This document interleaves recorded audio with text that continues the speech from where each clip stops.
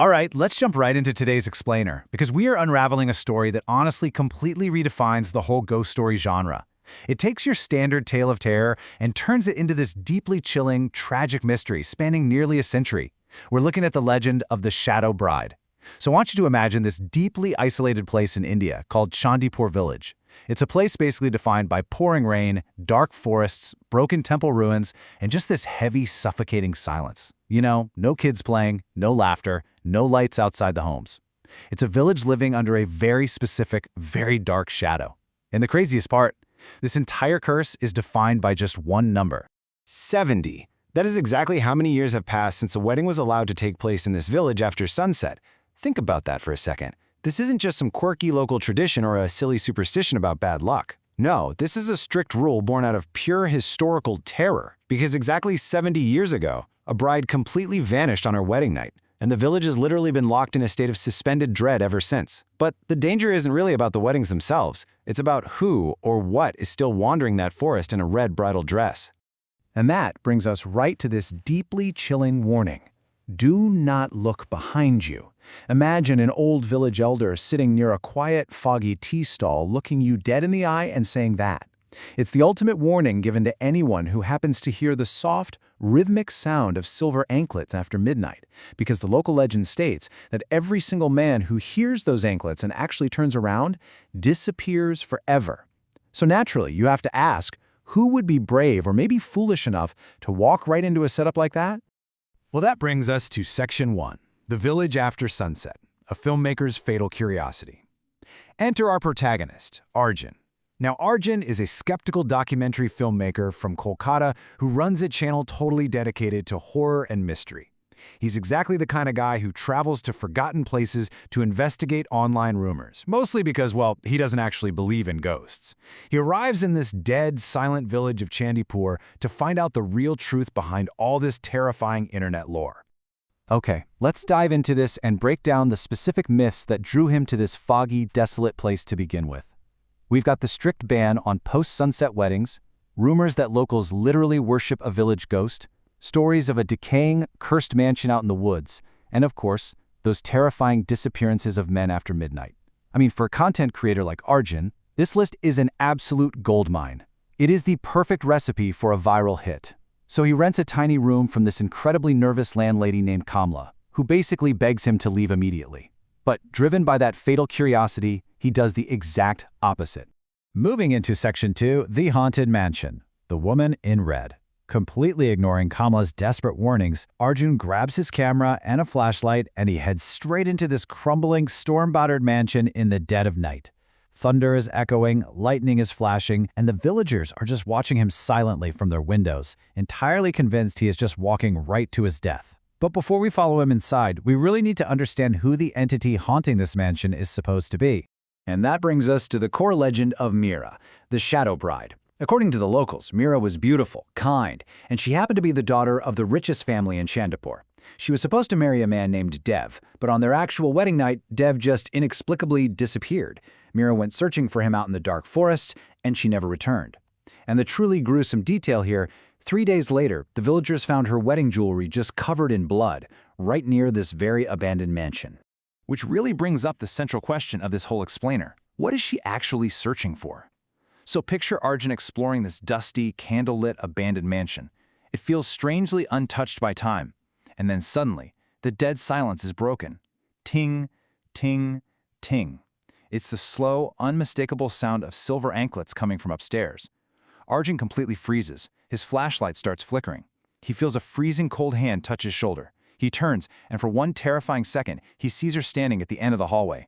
Long black hair covering her face, a soaked red bridal dress, and blood just slowly dripping from her hands. With her head tilted at this completely unnatural angle, her pale lips move and she whispers these exact words. "Have you seen my groom?" The flashlight immediately dies. Complete pitch-black darkness swallows the room. Arjun understandably panics and just runs for his life through the forest, hearing those silver anklets getting closer and closer right behind him. When he finally stops to catch his breath, he turns around and, while nobody is visibly there, he sees fresh, bare footprints covered in blood appearing on the muddy ground right in front of his eyes. He somehow, barely, survives the night. Which brings us to Section 3, The Hidden Truth, a 70-year-old crime. The very next morning, Arjun wakes up with a terrible fever. He checks his camera footage from the mansion, and it is entirely corrupted with static, except for a single, blurry frame showing the woman in red standing directly behind him. Realizing, okay, this is definitely no internet hoax, he tracks down Hariram, the oldest villager in Chandipur, and Hariram drops a massive bombshell. Mira's spirit isn't actually evil. She is just searching for the truth. Now, what's really interesting about this is how it completely flips the script on everything we and the villagers thought we knew. The long-standing myth was that Dev was just a coward who abandoned his bride and ran away. But the absolute horrific reality? Dev never betrayed Mira at all. The greedy landlord of Chandipur desperately wanted Mira's immense family wealth, so he secretly arranged for Dev to be brutally murdered on the very night of their wedding. Let's walk through the actual chronological sequence of this historical tragedy from 1956, because it's heartbreaking. On night 1, Dev is murdered by the landlord's men and buried in an unmarked grave deep, deep in the forest. On day 3, Mira somehow uncovers the devastating truth of this betrayal, and, just utterly broken by the grief, she hangs herself inside that mansion. And for the next 70 years, her spirit has been wandering those exact woods in pure agony. Because Dev's body was never officially found, her soul is tethered to the earthly plane. She literally cannot rest until they are reunited. Hearing this completely changes Arjun's mission, from getting a viral video to righting a historical wrong. This takes us into Section 4, the forest grave, unearthing the past.